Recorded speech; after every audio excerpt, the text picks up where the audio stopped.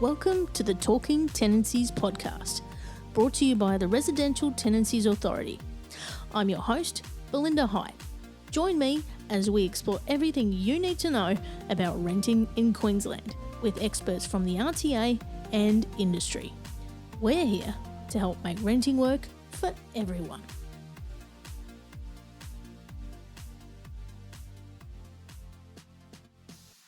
Queensland experiences some of Australia's most extreme weather events each year. Fire season typically begins in July and ends in October, and can extend through to February. But with varying climate conditions, bushfires can occur anytime and anywhere. Today's expert from the RTA is Andison Lai from Customer Experience. Welcome, Andy. Thanks for having me.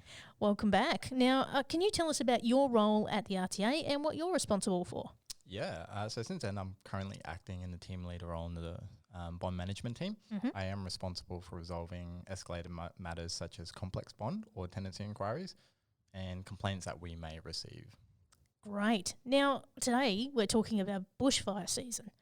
Now, when we look at bushfire survival, it helps to focus on 4 key actions. So we need to first have a plan, ensure we are prepared, understand the risks, and tune into warnings and updates. So let's start with action point 1. Have a plan. How can we prepare ahead of time before a bushfire strikes? Well, with bushfires and extreme weather, having a plan and being well prepared can really make a difference and is a key for survival. There are a few handy tips and tools that can help you come up with a comprehensive plan to ensure you and your family's safety when a bushfire does strike. The easiest way to do this is to use the Bushfire Survival Plan from the Queensland Fire and Emergency Services, or QFES for short. This tool will go through the important questions with you and cover the evacuation basics. For example, whether you will stay to defend or leave the property early, when you should leave, identify safe places you can evacuate to, how you get there, and make sure everyone is accounted for, including the pets. You should also have a list of emergency contacts handy as part of the evacuation survival plan.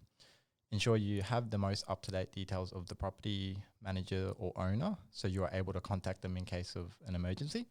It's important no matter what the plan is, you should discuss it and share it with the family so everyone is in agreement and well informed on when to do what for the best chances of survival. As part of the planning, we also encourage everyone to put a bushfire evacuation kit or emergency survival kit together. You and your family should have the important items and equipment required to relocate for a necessary amount of time. The basics would include the following: a battery-operated radio with spare batteries, a torch, a fire blanket, important personal documents such as passports, birth certificates, family photos, whether it's a hard copy or even better, save it on a USB, saving some space there, and valuables like family heirloom jewelry or keepsakes.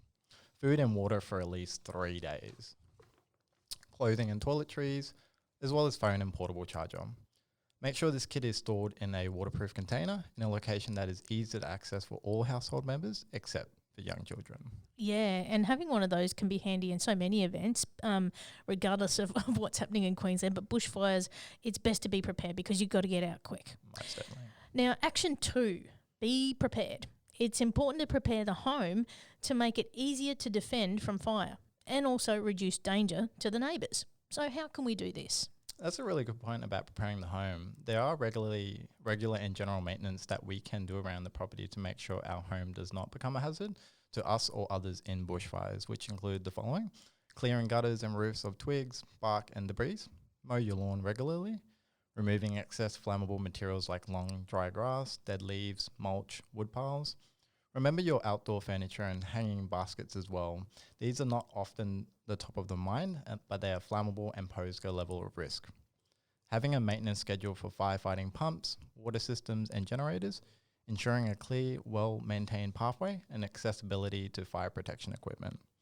If you are unsure what your responsibilities are regarding maintenance, have a discussion about this with your property manager or owner. Document any agreed arrangements on maintenance in writing so that everyone knows what to expect. You can use the special terms section of the tenancy agreement to outline the agreed maintenance responsibilities.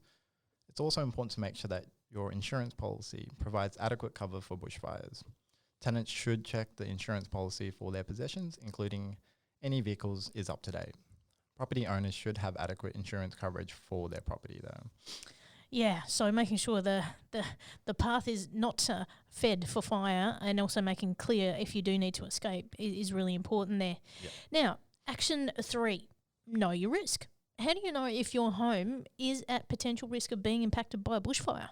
Yeah, so once the planning and preparation is done, it's time to put your plan into action. The QFES have a postcode checker map on their website where you can plug in your postcode or suburb and see the bushfire potential in your neighbourhood.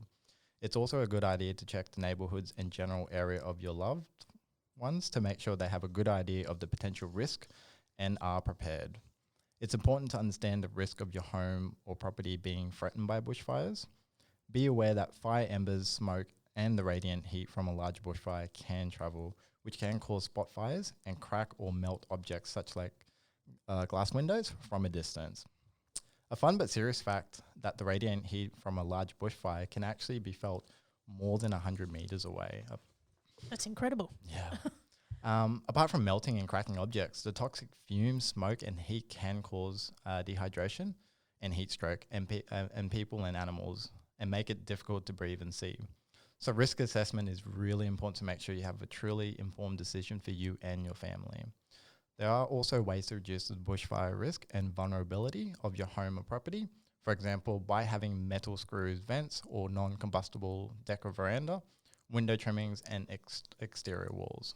Yeah, that's a really good point because, particularly if you've just moved into a property, you might not know whether you're at risk. So it's a good idea to jump on that website and check it out. And also for your family and friends as well if they're also in the path of a fire.